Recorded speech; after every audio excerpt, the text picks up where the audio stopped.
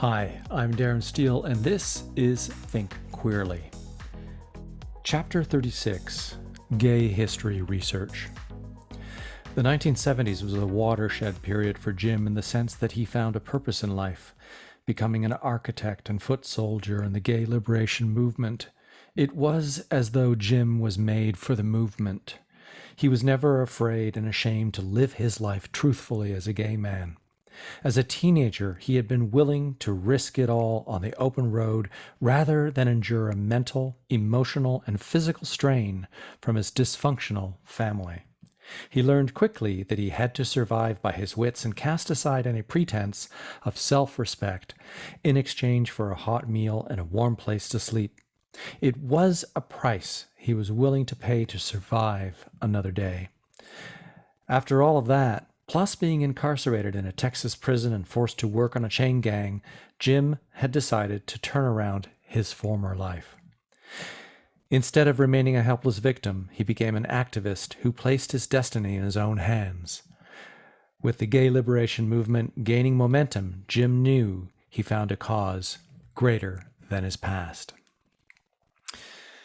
So on today's show, I'm going to be speaking with the biographer of the book, banned from California, Jim Foshee, Persecution, Redemption, Liberation, and the Gay Civil Rights Movement. Now, Robert shares with us in the interview his background, his biography, but I want to read a couple of words of praise from Publishers Weekly and the Kirkus Review about the book. Publishers Weekly said the book was a lively and moving biography, a vital contribution to the history of LGBTQ life and activism in the 20th century America. Foshee's life fascinates and his tales crackle on the page. The book is alive with personal and local stories. And the Kirkus Review said, Steele's excellent organization of his biography adds further insight, bringing the mid-century life of an American gay man into vivid relief and painting a detailed picture of an era when homosexuality was illegal in many parts of the country. Overall, Steele does an excellent job of presenting the story of an activist and making it clear why his story matters. And I believe his story really does matter, that of Jim Foshee. It is a fascinating story. The book is an incredible read. I absolutely enjoyed reading it cover to cover. In fact, I read it over 3 days. I found it so fascinating. I hope you will enjoy this interview. I'm sure you will. And for all of you history buffs out there, this is a really wonderful journey into understanding someone who you might not know, who experienced a world that in some ways we are still uncovering, the world before Stonewall and what that was like, and the contribution that Jim Foshee made to the LGBT community in his work in the last approximately 20 years of his life. So without any further rambling from me, here is the interview with author Robert C. Steele. Enjoy. All right, I'm here with biographer Robert C. Steele of the book Banned from California, Jim Foshee, Persecution, Redemption, Liberation, and the Gay Civil Rights Movement. Thank you so much for joining me on the podcast today. Thank you, Darren. It's a pleasure to be with you today. I've listened to some of your podcasts, and great. I think you're doing a lot of work out there. Good work. Thank you. Well, I appreciate that. That's nice to hear. It's not often the case sometimes when you bring someone on the show that they actually listen in to see what they might be facing or dealing with. So before we get started into talking about the book proper, I'd love to find out more about who you are, your background. Tell us a little bit about your life in a nutshell as best as you can, and your history or becoming a writer. Okay, certainly. I served as a reporter and a journalist most of my life. Mm-hmm. I've worked at various radio and TV stations, and I worked in Italy for the Italian National Broadcasting Company, mm-hmm. which is called RAI Radiotelevisione Italiana, and I was a reporter for Armed Forces Radio. I worked off the coast of Vietnam and in the Asian Western Pacific and in Italy.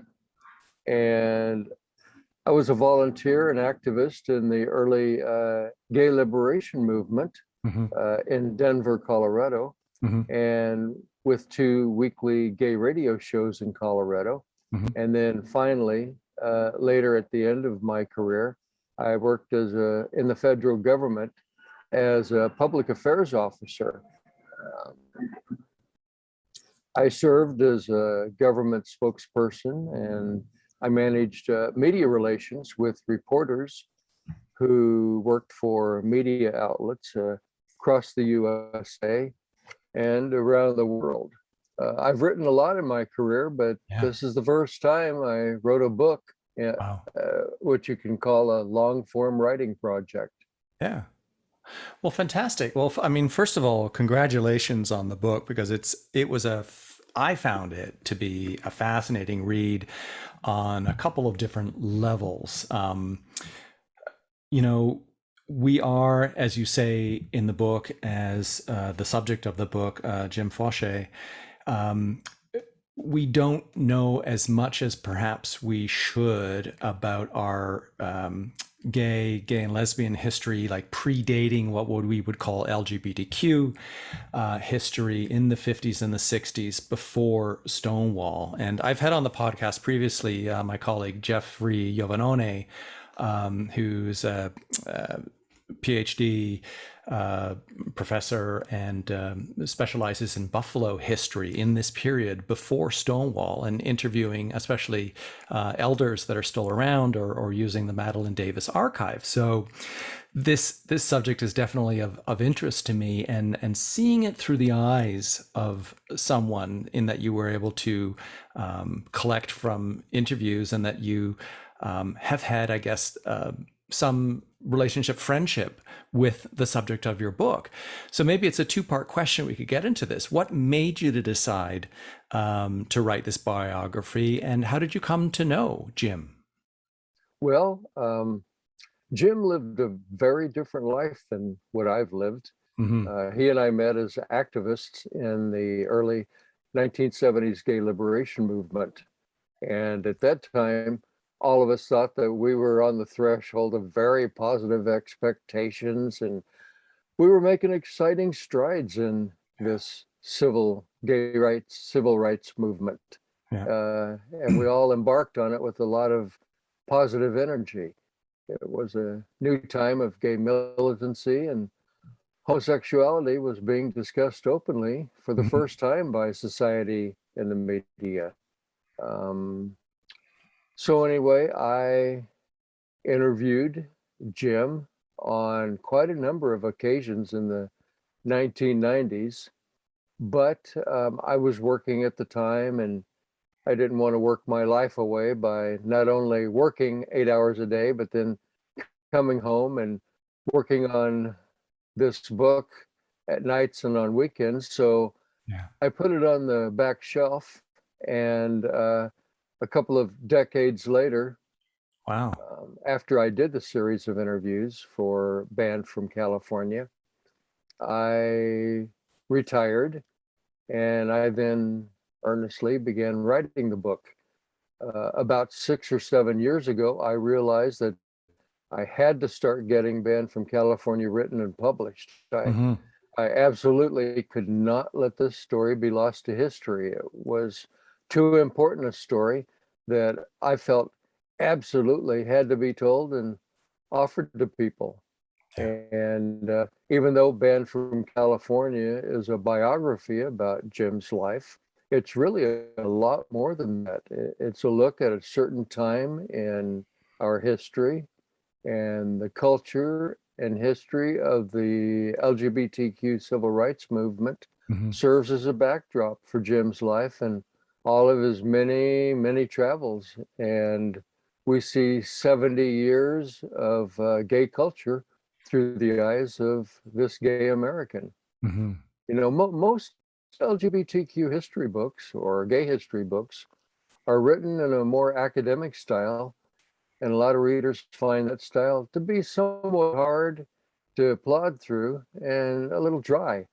So instead, speaking of what you said a few moments ago, I wrote Band from California in a first person, you are there style. Yeah. And a lot of readers have told me that it makes it a very easy read and a lot more captivating read. So I'm honored to hear a lot of the wonderful feedback from people who've read the book.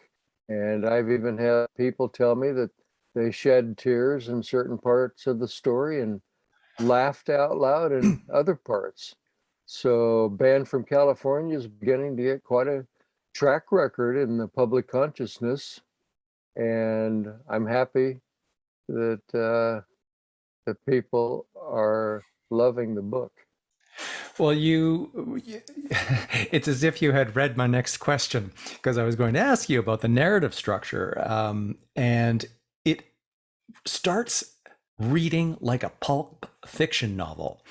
And it just immediately grabbed me when I was reading it. So I think the book arrived on a Saturday of all days by post, and just sat down and like, bam, I was 50 pages in, and it's like, oh, I don't want to stop. And then I was reading it in bed, and I read it the next day, and I literally read it over 3 days because, well, one, I was compelled, I was preparing for the podcast, but it was that kind of a read, almost like, oh, what's going to happen now? What's going to happen now? And then sort of recognizing in that moment, but wait, this is not fiction. This is the stuff that, authors like Felice Picano, who writes fiction, has told in his fictional accounts, in his stories, or other gay fiction authors have alluded to from that period of time. But this was real life. And you have, or at least I had this moment of, how did this guy keep it all together with everything that he endured, which we're going to get into? So whatever made you decide to do that, it certainly made it more approachable. And maybe you could speak to the non-linear nature of the book and how you think that tells the story in a more approachable or memorable way.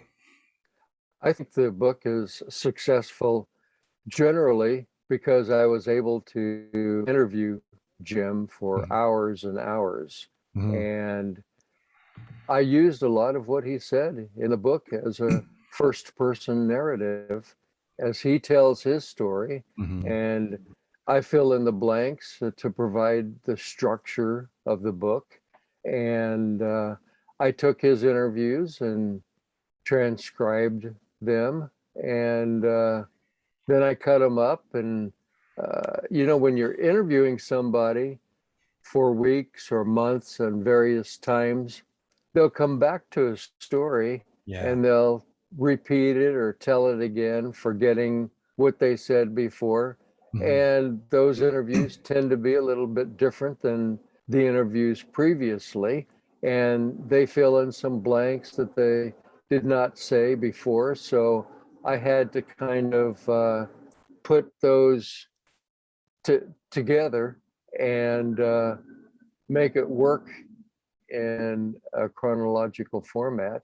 And I am so glad that I interviewed him all that time, because had I not, I could not have remembered all of this. And I don't think I would have ended up being able to write the book, to tell you the truth. I've never worked on a book before. I never aspired to be a book author. I was always interested in journalism and reporting. And this book is almost like a giant news article in a way. Yeah, and it has that feel. Maybe that's kind of the pulp fiction feel that I allude to, in that it's almost very episodic. Some of the chapters are shorter, and some of the chapters are longer. And like you said, it goes back and forth, but more pieces of the puzzle are filled in this way. and I use the word memorable in a more memorable, but also painterly sort of way. Like you really get a sense of, he didn't have an easy life, but you get a sense of the richness of his life from the sense of the amount of experience that he had. And the recurring theme in his life, at least according to his own words as you transcribed them, is that he never gave up. And I wonder, he wasn't necessarily born an activist. He was born, I think, what was it, in the 30s or the 40s? Yes, he was born in 1939. So 39. But you quote him as saying that he never wanted to hide who he was, even at like 12, 13, 14. He knew he was different. You'll have to tell me whether or not he actually identified as gay. But somehow he managed to rise above all the traumatic experiences to then eventually become this gay rights activist when he sort of settled down, I guess, in Denver. But tell me more about that formation of identity, that pride he somehow had in himself long before we gave the name of pride to, gay pride or LGBTQ pride. Well, at 15 years old, he ran away from his abusive home in Idaho, and he landed in 1950s Los Angeles and the underground world of homosexuals and early queer culture. And he unwittingly ended up eyewitness to the beginnings of this gay civil rights movement. And in this book, Banned from California, readers experience Jim's adventures and misadventures. And we live history seen through the eyes of this gay American. The book does tell what I believe is a very entertaining but true story. It's a historical coming of age story and a lifelong biography. In the 1950s and beyond, Jim Foshee and other homosexuals endured quite a lot as the movement for gay civil rights and equal rights began. And readers see the price that people paid for breaking society's rules and norms and laws. Anyway, his escape from Idaho, he sets out on an adventure that redefines his life, spanning a half century of history. And Banned from California includes a lot of anecdotes of people Jim met and places he traveled. He met drag queens and hustlers and good cops and bad cops, as well as his brushes with the beats, the hippies, and the early 1970s gay liberation culture. There's 2 points I want to come to. Second point, I want to touch on the magazine One and the history of that and some of his involvement with getting his news and information about the culture. But I wanted to first touch on, I was fascinated and repulsed at the same time by the religious hypocrisy of his mother in her actions. Like, she changed churches a couple of times so that she could remarry, being in one that said you can't remarry, and yet being such a harsh critic of Jim, and until the last time he ever spoke with her saying that he was going to burn in hell for his sins. Like, she never changed her opinion about that, yet she didn't realize her own, like I said, hypocrisy. And it's sad. We see this still to this day. But I would sort of interject before I stop. The documentation of the religiosity that he grew up with and this cross-country preaching was, I hadn't seen that much. I hadn't read that much about what was happening at that time and how they were trying to spread the word of the Lord through the states at that time. Yeah, Jim, because of all of this, he was skeptical about religions Hmm. and about even New Age spirituality. And Yeah. he was skeptical about atheism, whatever the various beliefs that people latched on to. I think a lot of this was due to what he saw firsthand from people who latch on to theories and religion Mm. and various philosophies, and a lot of it had to do with his first stepfather, who thought that his lot in life was to save this fallen world from the devil, and Hmm. so the way he parceled out what you would call, what most people uh, wouldn't think of it, but his discipline amounted to beating the devil out of Jim Yeah. and his sister. And you have to understand, it wasn't Jim that was doing what he was doing, it was the devil. So his stepfather had to beat the devil out of the two kids, and that made a lasting impression on him his entire life. There's just want to read from a section of the book. Um, it just speaks to what you were saying, and you were quoting him, and Jim is saying, I became guarded against religious beliefs and dogma, whether it was Christian, Muslim, Jewish, Hindu, Wicca, atheist, or whatever theory or superstition or religion that people latched onto.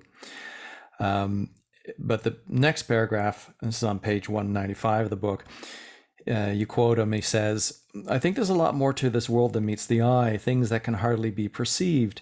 Humans have a primal desire to understand why the world is here, what's beyond our perceptions of the world, why are we here, and what happens to us after death. Nobody knows for sure. Humans align themselves with all sorts of beliefs, especially those they're indoctrinated to while growing up. Not everybody can be right. Each person truly is guessing what it is all about. I think every individual should be free to believe however they see the world, as long as they don't try to harm anyone else. I discovered that people could be upstanding through moral codes and be decent people without having to choose to believe a particular religion or tenet. If you just want to speak a little bit more to that, I found that to be such a simple, eloquent, and wise observation on his part. And, it says a lot, given when this comes later on in the book, after you've read all about his experiences as you've described. He did think that people should be free Mm-hmm. to believe how they wanted. He had friends who were into religion and New Age philosophies, especially his wonderful close friend Bailey Whitaker, Dr. Whitaker. And but he just was not into latching on to any one certain philosophy or religion, and he was a free thinker. Mm-hmm. His mother, she was like a lot of people way back then.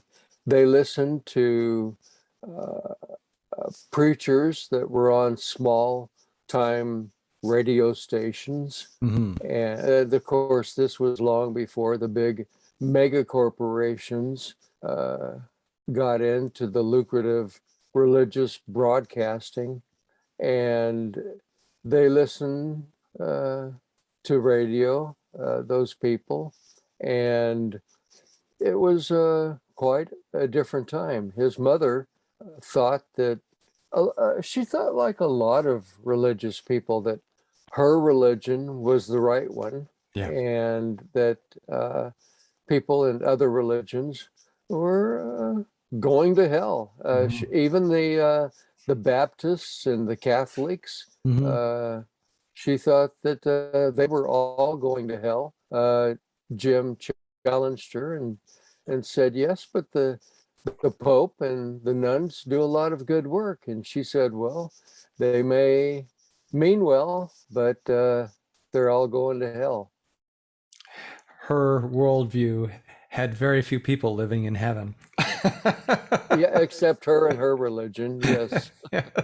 And a lot of people were like that back then. And may I say that I've known quite a few people nowadays who are still like that, Yeah. that their belief is the right one. Yeah. And I know one guy, uh, he and his mother argued all the time because he was one religion and she was the other, and they thought each other that they were right and the other one was wrong. Yeah. It's too bad.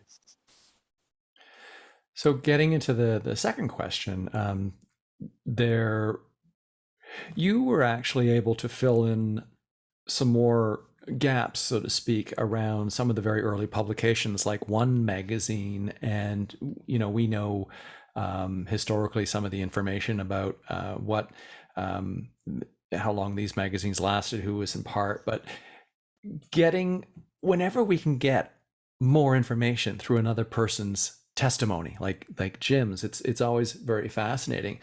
Maybe tell us more about there was a pivotal moment at the Supreme Court with One, and how maybe that also impacted Jim and at that time, and what that was all about. Okay, well, this is a true turning point in these times at the rise of the gay press. Mm-hmm. It was really a radical new type of publication that permeated the entire fledglingly gay civil rights movement. One magazine first began publishing in 1953. It was the first enduring gay publication on this continent. Mm-hmm. And it was about the size of Reader's Digest, but it had fewer pages, only about 2 or 3 dozen pages per issue. Mm-hmm. But by 1957, about 3,000 monthly copies were printed, and they were sold through subscriptions and also sold at newsstands. And as I said, it essentially marked the true beginning of the gay press, because One positioned itself into the forefront of the emerging gay rights movement, and it awakened homosexuals, and most straight people were unaware of One Mm-hmm. magazine. Mm-hmm. But straight people who had paid attention to it were scared by the magazine, because now instead of finding a communist behind every bed, they were finding a queer there. So anyway, a couple of years after One started publishing, the U.S. Post Office impounded the magazine's October 1954 edition. It called the magazine obscene and filthy, Mm-hmm. and the post office absolutely refused to deliver One through the mail. So One took the post office to court in Los Angeles, and they lost. The judge ruled that the magazine was calculated to stimulate the lust of homosexual readers. So One appealed the judge's ruling to the U.S. Ninth Circuit Court of Appeals, and they lost again. The appeals court ruled that articles in the magazine were nothing more than cheap pornography, that it was morally depraved and debased, even though One kept the magazine very clean and didn't put anything in it that was dirty. So anyway, after these two legal setbacks, One staff members were dejected and dispirited, but One's attorney wanted to take their court case, of all things, to the U.S. Supreme Court. And although One's staff members were pessimistic, they okayed their attorney's action. Okay, go ahead. And then the Supreme Court handed down its ruling. It did not even hear oral arguments, but the U.S. Supreme Court ruled unanimously in Wow. One's favor, of all things. And so the High Court reversed the two lower court opinions, and it essentially ruled that one magazine's discussion of homosexuality was not obscene. It was an exercise of free speech, that homosexuals had the same right of freedom to the press as anybody else. And this was the first legal victory for homosexuals in the US Supreme Court. And that important landmark decision actually made it possible for homosexual publications to exist, which allowed the equal rights for homosexuals movement to develop and advance. And one magazine fought and won that critical, crucial initial battle. Yeah, it's a very remarkable. You said right at the beginning, some people had said who had read your book, they teared up at certain points. And there's, even though I'm Canadian, it's a moment, a transformational moment in our LGBTQ history to be able to get, first of all, unanimous ruling is such a big deal. Of course, our Supreme Court back then was very liberal, and now it's turned 180 degrees. It's a very, very conservative Supreme Court. Yeah. And we're looking at a lot of change in our laws that are in the offing. Yeah. Yeah, sometimes history is cyclical in certain ways. It's not a repeat of what happened, but we start to see it's kind of like I wouldn't say it's a rebalancing. It's kind of a yin and a yang sometimes. We sort of see the dark, and then we see the light, and then we see somewhere gray in between. But how did that affect Jim per se? What did he tell you in some of your interviews with him? That ruling and the impact of that magazine on Jim and his connection with the community, quote unquote. Well, everybody in Los Angeles at the time, in the homosexual underground, learned about that ruling, and they all talked about it. And life was tough for homosexuals back then, because in the 1950s, during the McCarthy era, you had U.S. Senator Joseph McCarthy embarking on a highly publicized quest to rid the government of communists and homosexuals. And in the U.S. House of Representatives, they had the House Un-American Activities Committee that also investigated communists and homosexuals. And also, President Dwight Eisenhower issued an executive order declaring that sexual perversion was grounds for homosexuals to be fired from their jobs. But nonetheless, Jim lived an openly gay teenage life in the 1950s, even though during that time it was seen as criminal behavior. And banned from California places Jim's story within the context of the gay civil rights movement during the Cold War, and McCarthyism, because gay America was in the shadows back then, as was gay Canada. Yeah. And it was a secret subculture back then, with its own clubs and customs and code words. And Jim dated older men. Yeah. And he thought that the word gay was cool to use. Yeah. But that put off some of the older guys he dated, because they thought that Jim and other younger guys were ruining a perfectly good code word by popularly using gay. And that before long, guys would be afraid to ask anybody if they were gay, because everybody else would have learned what gay meant. Yeah.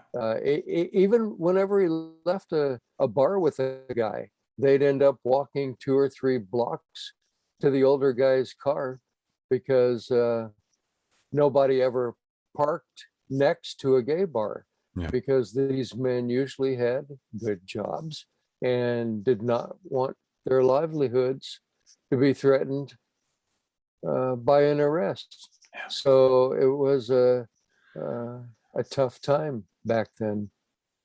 Well, speaking to that, there's a section in the book where I think Jim says, um, I don't know if it was around the same time or before he started just asking, is that person gay? He was referencing the magazine One, that people would say, is he one? That's Meaning, right. is he gay? He and his friends, which were mainly teenage gay people, some had places to live, and some were on the lam, so Mhm. to speak, and some were what you'd call nowadays on the streets. Yeah. And he and his friends, the jargon they used was not really, when they saw other people, they would ask each other, is he one, rather than is he gay? It shows how the lexicon changes Yeah. through the decades, especially gay jargon. Yeah. And that's how they identified. And probably that's why they identified with the name of the magazine, One. Is he one? Yeah. Well, there's quite a lot of detail in Band from California about Jim's institutionalization in an orphanage as a very young child, and then commitment to a mental hospital, which he was in and out of a number of times, um, at least once or twice forced in by his mother for quote unquote homosexual deviant behavior during his teenage years. But it's ironic in the interviews I had with him that he felt the most accepted in that institution. That's right. Let me talk a little bit about his institutionalizations. Yeah. He was first institutionalized when his mother placed him and his old sister in an orphanage when he was 3 years old. And at the time, Jim's older sister, Ruthie, was 8 years old. She'd already experienced the loss of her daddy, who had died the year before. Mm-hmm. And then in the orphanage, Ruthie had to deal with the emotional trauma of being alone in a strange place without either parent. But Jim was so young, at 3 years old at the time, Mm. he told me he really did not remember anything about entering the orphanage. So he didn't remember how he initially dealt with it. His mother had put both of the kids there because she had prayed to God and decided that he wanted her to go out and travel the church circuit and preach the gospel. Mm-hmm. So after about 3 years of that, and 3 years that the kids spent in the orphanage, Jim's mother brought the kids back to live with her, and they settled in together. But Jim couldn't remember anything about his mother before living in the orphanage. Wow. He said that she seemed like a nice lady, Yeah. but he could not remember anything about her. And he told me he did not think that he really was capable of bonding with his mother because he'd already lived half of his life at the orphanage without his mother. Mm-hmm. And she married Jim's first stepfather, whose discipline, as I said, that he metered out amounted to beating Jim and his sister. So this apparently happened so often that Jim, during one particular 3-day period, ran away from home every day. So then, about the age 13, Jim was placed in a reform school Mm-hmm. to correct those runaway tendencies and other incorrigible behavior. And the Speaking for older his dear life to juvenile, be more like it, right? yes, absolutely. Yeah. Uh, in that reform, it was interesting. In that reform school, the older juvenile delinquents took sexual advantage of Jim, Mm-hmm. and Jim felt that he couldn't tell these older guys no. They were a lot older and a lot stronger than he was. So they just took what they wanted from Jim. And then the reform school staff found out that a lot of the older teenagers were having sexual encounters with Jim. And the house fathers thought that Jim was at fault and told him that he was a bad influence on the older juvenile delinquents.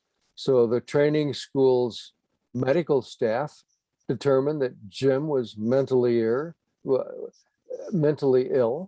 with severe social maladjustment problems, and they transferred the 14-year-old out of the reform school and into Idaho State's mental hospital.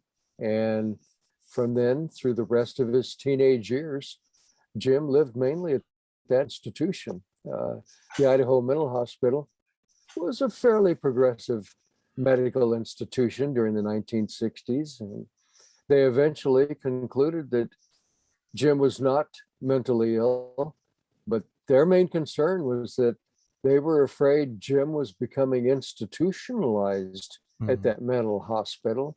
And they tried various techniques to integrate him back into society.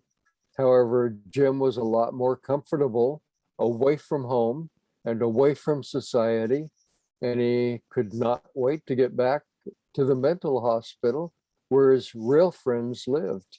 And he couldn't be truthful and tell people outside the hospital who he really was, because after all, not only was he gay and running off to California, but he was living most of his teenage life in a mental institution. Stigma upon stigma. Well, Yeah. and being institutionalized, that's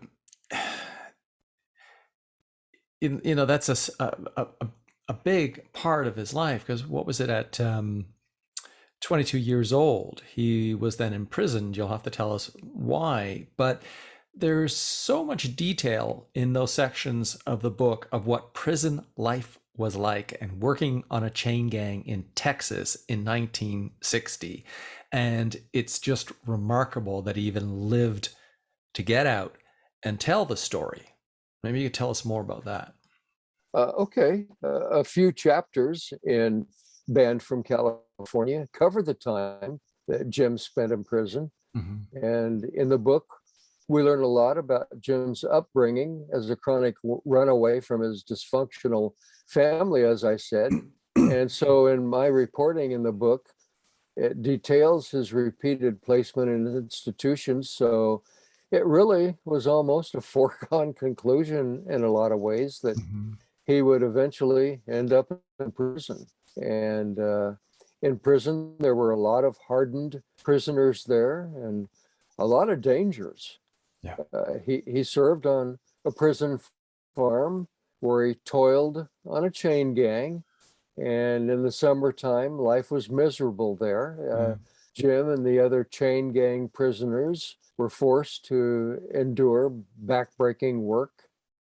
The prisoners sweated under the hot blazing sun as they worked the ground, digging trenches and building irrigation structures and harvesting crops. And the work itself was physical abuse. They constantly worked and could not stop. But Jim was the closest thing to a lady out there on the chain gang that the uniformed field bosses and guards had ever seen out there. So for Boss and for Jim, it became a regular routine. Boss would sit on his horse, bored out of his mind, and he'd call Jim forward and gripe about Jim's work methods. Keep his hoe near the ground when he hoed. Don't bend his legs when he scraped the irrigation ditch. Keep his feet apart when he shoveled, and on and on. Yeah. But Boss concluded pretty quickly that he was not going to be successful, making Jim into a masculine laborer. So Jim was forced to endure that life on the chain gang and the prison farm. And then after the chain gang, Jim eventually was transferred to the main prisoners. where he was segregated with other queer prisoners in an area called Queens Row. And he was confined there in a solitary jail cell all by himself. Yeah. And the queens were kept separate from the bulls, but that only ended up depriving the straight prisoners of effeminate queens for passionate sex. So the bulls ended up terrorizing young masculine straight guys who they coerced to get sex. Mm-hmm. And to getting to know Jim was difficult for most guys in prison because the guards maintained a very close watch over him. And whenever the guards escorted Jim throughout the walls to appointments, he'd flirt around and blow kisses to the other prisoners to make them feel good. And in turn, they'd wink at him and make wolf whistles. So Jim acquired a lot of boyfriends throughout the prison who communicated him through love notes. And those love letters were secretly passed back and forth by runners who swept and mopped the tiers and delivered food trays. And the runners also wheeled carts to prisoners that contained commissary like soap and towels and cigarettes and newspapers and stuff. So Jim's so-called boyfriends would send him those love letters and little commissary gifts that Jim thought he needed so he could better endure prison life. It's such a, it is, that's why I go back to the Pulp Fiction thing. I mean, it was very funny in parts, you know, the way in which he was sort of playfully, queenly like taunting, but in a desired way. And as is made clear in the book, you know, he thought that he was going to try and find someone who could be his quote unquote lover in prison. But as soon as the people who were in charge realized that that would be the case, they're like, no, we're just not going to have that. But you know, he certainly had a sense of humor that allowed him to move forward in life and then to, you know, be on his best behavior. So he was able to get out early. But there's so many situations you document in which, you know, the gays, lesbians, and trans people at that time stood up to police over the decades prior to the Stonewall riots in '69. And your accounting of the police harassment and their attitudes towards queers is it's unsettling. Not how you account it. It's just unsettling because it's unsettling that people acted like that, and many people still do. And Jim faced the police a lot. And that's also where the name of this book came from. So maybe you could tell us the story of Band from California and how that originated. When he was 15, he escaped home and he hitchhiked 800 miles to California.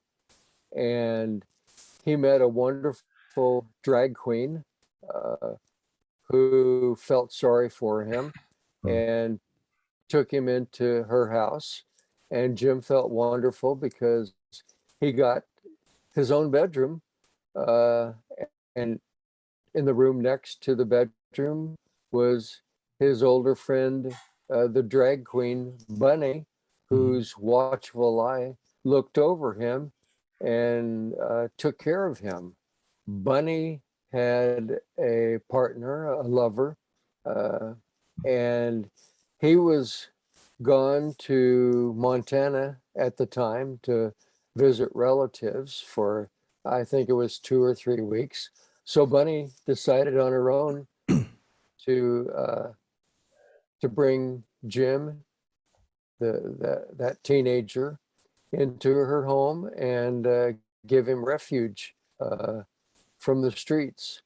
But when Bunny's lover returned home, he was kind of floored that here was this teenager, Yeah. and he was a little paranoid about having some underage kid in his house.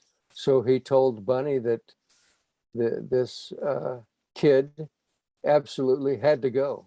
Mm-hmm. So Jim was essentially kicked out on the streets. And he had spent the little bit of money that he had and figured, well, it was time to hightail it back to Idaho and back home and back to the mental hospital. Yeah. And so he decided he'd hitchhike, but the freeway system and all the interchanges back then were hard to negotiate. He felt that if he was only able to get out of the LA area, then he could easily hitchhike the rest of the way home. And he went to a popular park and he saw a cop there. And he remembered his mother said, a policeman is always your best friend. Always count on the police to help. So he went up to the policeman and asked the policeman if he could get a ride out of town so he could hitchhike back home. And of course, this cop realized that he was a runaway, and he took him down to the main police station. And it ended up that a couple of juvenile detectives interviewed Jim, and they got him to cough up a lot of information about where he had been. And they put him in a juvenile jail, and he was there for, I'm not sure how long, a number of weeks. And they finally took him to a Dallas court. And Jim thought, okay, I'm going to be tried, and my case will come up. And they took him into this big courtroom, and they asked Jim about his time in Los Angeles. And there he saw Bunny in the front row, along with her lover. And he realized what the court was trying to do, that they were not trying to prosecute Jim, but they were on the outlook to get Bunny, or especially her lover, prosecuted for sexual relations, for corrupting a youth. So Jim found out about that, and during the questioning, he yelled out, "No, it didn't happen. The police made me say it." And the whole courtroom erupted, and the judge said, "Are you sure what you're saying?" And the prosecutor told the judge, "We have a signed statement from this witness." And the judge called a recess, and he wanted to see Jim in his private offices. And Jim went back there with a social worker, and the judge started ranting at him, saying, "You're a disgrace. I cannot believe that you're trying to protect this man. We could have sent him up for years." And the judge said, "Now we can go back into court and we can disregard your earlier testimony." And Jim said, "No, I won't do it." And the judge blew his top and said, "You can never come back here. I ban you from the state of California." Wow. And Jim was so young at that time that he didn't know if the judge could actually ban him from a state. And he assumed that he was banned from California. And the judge said, "Now you go home to your parents and you stay there." It's shocking in a way, some of the parallels from the history of Jim's life compared with the challenges that we face today. And while we've come, at least in North America and other countries in Europe, we've come a long way with respect to our rights and inclusion and acceptance. What do you think is the kernel of Jim's story that we can learn about our struggle that still exists today on certain levels for LGBTQ civil rights? Well, Jim told me that almost every gay person he'd ever known has suffered to some extent at the hands of their heterosexual parents. Yeah. And his childhood and teen years clearly qualified him as an abused child at the hands of his fundamentally religious mother and his sadistic first stepfather. And Jim's move to Denver coincided with a new, robust national discourse on homosexuality. It was 1969, and Mhm. the Stonewall Uprising occurred right after Jim arrived in Denver, and the counterculture movement was growing, and gay rights groups were organizing across the country. So Jim decided to get involved and found a cause worth living for. And Jim was no longer at the mercy of the persecution around him. And he now took control of his own life by putting his destiny in his own hands.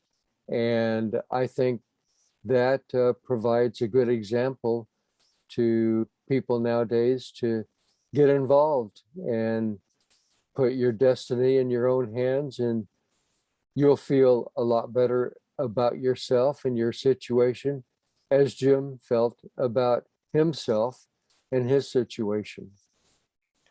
Well, sort of not to wrap things up at this point, but it's a great transition to kind of like the last 20 years or so, I guess, of his life when he moved to Denver and he had his first lover and he worked on helping some various LGBTQ organizations, a publication, a radio show.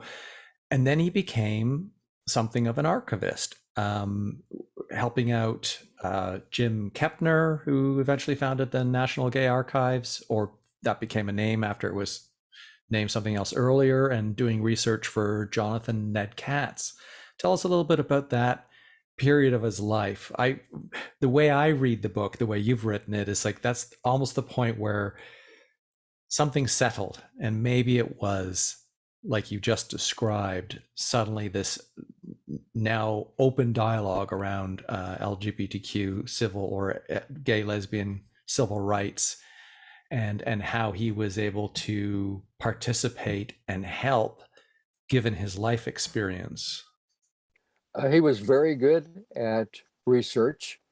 He started reading books way back, of all things, in the orphanage, Mm-hmm. and he said that's why he thought that he ended up being a speed reader. After he left home and was out on his own, he loved going to libraries, and he would check out a dozen books at a time, and within a week or so he'd have them all read and would return them and get another dozen. Wow. So he was a voracious reader, and that came in real handy researching. Uh, he first met his friend Terry Mangan, who was a fellow activist in Denver, and he was a professional historian, the first one that Jim met. And Jim got captivated by that. And then a couple of years later, Jim found a curious want ad in The Advocate, which at that time was the largest and most influential LGBT or gay publication then. And the ad was asking for researchers. Mm-hmm. And so Jim responded to the ad, and it ended up having been placed by Jonathan Ned Katz. And he was looking for people that could do a little bit of research and help him with research activity at other places around the country. And he wanted to do that for his new book that was coming out in a year or two called Gay American History. So Jim started researching, and he actually started researching with one, but Jonathan thought that one and other homophile publications were very common resources. And so once Jim realized that, he decided he would research through decades of old newspapers and hundreds of books, and he found quite a lot. And Jonathan Katz was quite happy Hmm. with Jim's work, and so he sent him more requests. One of them was a request that Jonathan wanted to find out more about a colonel in the Revolutionary Army, Yeah. uh, von Steuben, and he wanted to find out, get some documentation that that the general was a homosexual, and that he had heard rumors about that. And Jim found this old book that talked about the general and some of the legal documents of the time. But Jim said that in the two world wars, World War I and World War II, that those documents obviously had been lost or destroyed in some way, but Hmm. they had this old book that they could rely on. And since then, here, 3, 4 decades later, people have been able to dig up more information on General von Steuben. Hmm. And um, Jim was a natural researcher. He loved it, and he ended up doing that the rest of his life. He worked in academia and did research for professors and corporations. And finally, during the last couple of decades of his life, he became a very successful and well-known and reliable researcher. It's interesting to read a book like this about someone who you could almost call an unsung hero in a way. Um, Not somebody who is so much the forefront, at the front of the parade, you know, face on the front of a magazine or a masthead or something. I mean, there are some times I think where, people knew who he was, um, but a supporter and an observer. And amazing that he had such a good memory. It makes me wonder, just like a random question, uh, and for like the historians out there, like, did Jim save any of, like, for example, the love notes from prison, or did they have to be destroyed? Because he must have amassed quite a lot of archival material from his own life. He had to destroy all of the love letters in prison Mhm. because they were contraband. Yeah. So as soon as he read them, he would tear them up in small pieces and flush them down the toilet.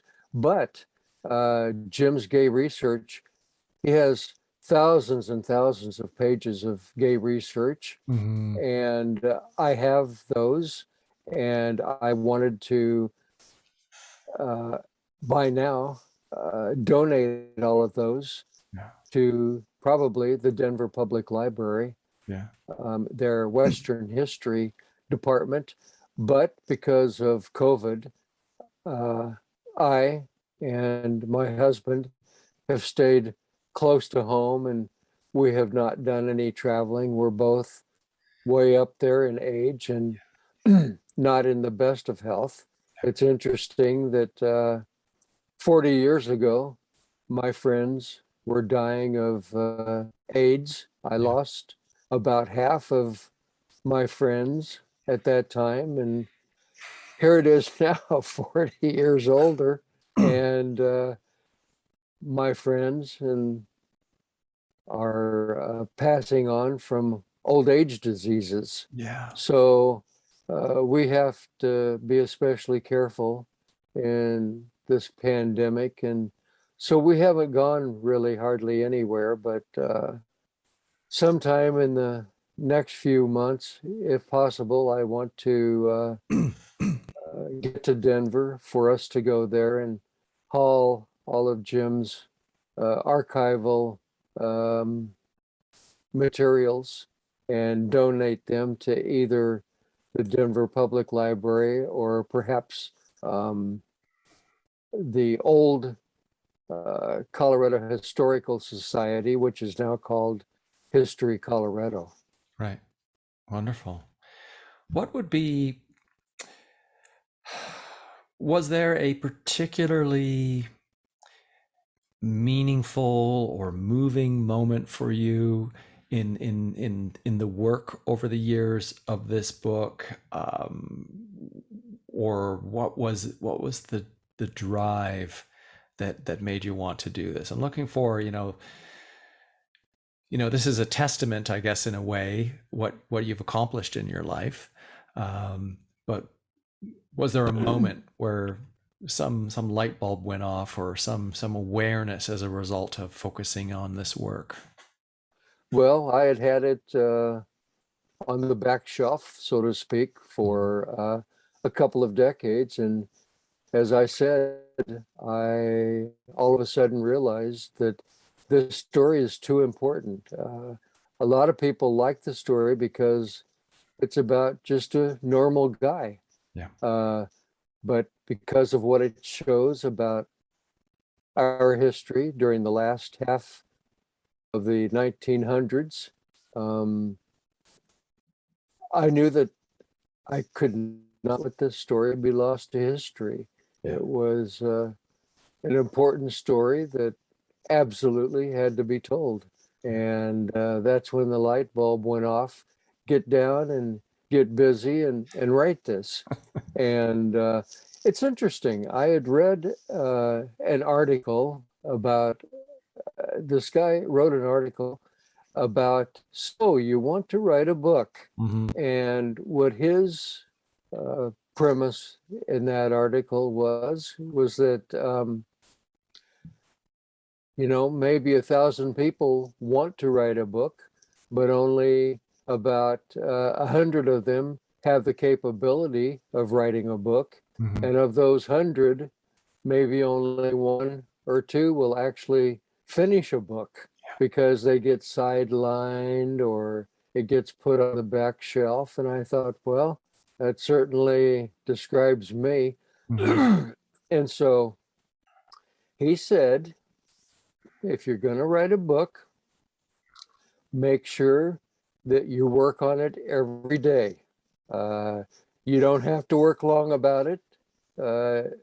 Even if you work 2 minutes or 5 minutes during one day, that's fine. But sit down and work on it. And so that's what I did. Some days I would only sit down maybe 5 minutes, but actually they were few and far between. Once I sat down at the desk, you kind of get on a roll.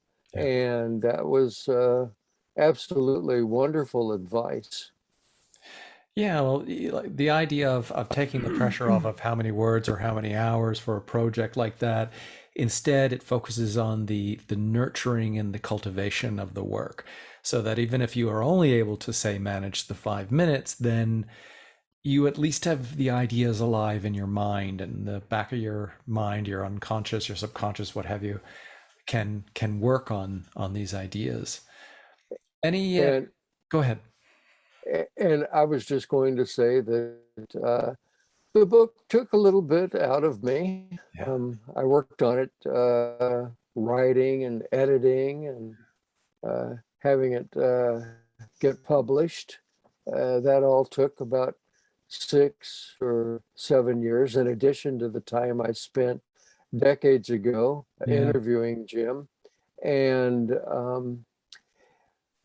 as I said before, I never really aspired to be a book author, I was always a lot more interested, and I worked in journalism and reporting and radio and television. And I probably never would have written this book had it not been for the fact that I knew that I couldn't let it get lost to history. Yeah. And so I wrote this book, and to tell you the truth, I think I'm retired for good now. I don't have any aspirations to write another book or to go back to work reporting. So I'm truly finally retired with my husband now. Well, it's an amazing book, an amazing accomplishment. It's a wonderful read. It's an informative read. It's educational, and it just uncovers so many different aspects of a history that I didn't know about. Like, for example, the prison system, and like the preaching on the road of his mother at the time. So thank you for putting that all together. And, any parting words, or what, I'll leave all the information in the show notes and on my posts so that people can find you. But what's the best place for people to find you, or to at least order your book, so that, the profits go to you? The book has a website. Mm-hmm. It's called bandca.com, and Perfect. band is BANNED, and CA, of course, stands for California. Mm-hmm. And there's all sorts of things on the website, and there's a link to ordering the book. You could also order it at various booksellers and bookstores on the continent. And of course, people could go to Amazon.com and order it off of there and have it delivered right to your home. Yeah, and just another mention, there's quite a number of archival photos in there. So it's, for people wondering, it's a wonderful book. So, Robert, I really appreciate you making the time to speak with me today. Thank you for a great read, and I appreciate such an informative interview as well. Thank you, Darren. It's honored to be on your podcast because, as I said, you're doing a lot of good out there in the podcast sphere. And thank you very much. Thank you.